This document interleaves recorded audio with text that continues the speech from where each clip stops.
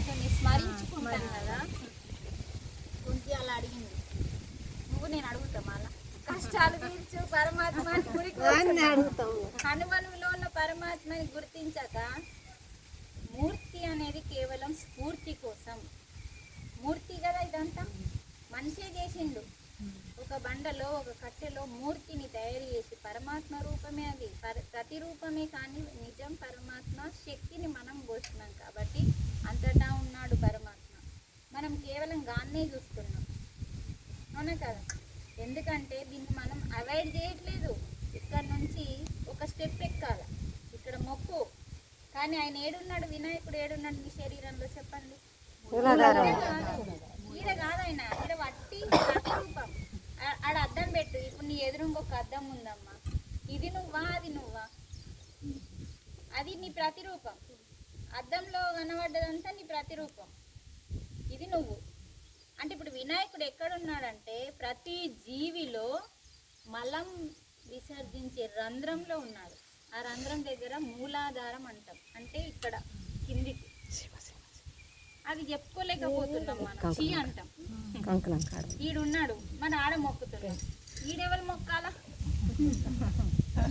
ఈడ మొక్కడం అంటేనే పొద్దున్న పూజ ఏంటిది? మల విసర్జన, పెద్ద పూజ మనకు. అంటే మనం ఏం తీసేస్తున్నాం? మైల, అంటే మలాన్ని తీసేస్తున్నాం. మలంలో కూడా పురుగుని నేనన్నాడు పరమాత్మ. చూడండి, మలంలో కూడా పురుగుని నేనన్నాడు పరమాత్మ.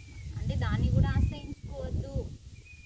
అది ఎప్పుడైతే ఆశ్రయించుకోమో దాని స్మెల్ మనకు రాదు.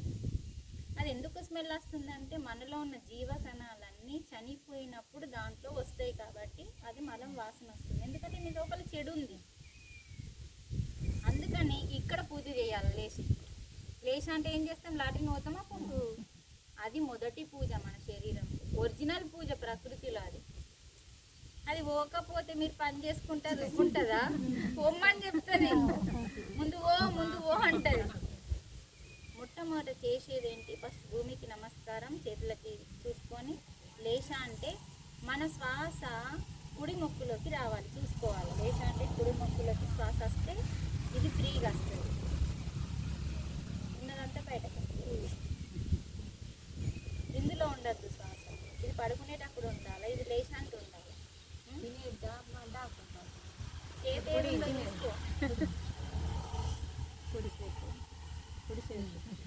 ఇది వేడిది, ఇది చల్లడిది, ఇది చంద్రుడు, ఇది సూర్యుడు. అర్థమైందా? ఒక్క నిమిషం ఆపేయండి. ఇప్పుడు చెప్పండి.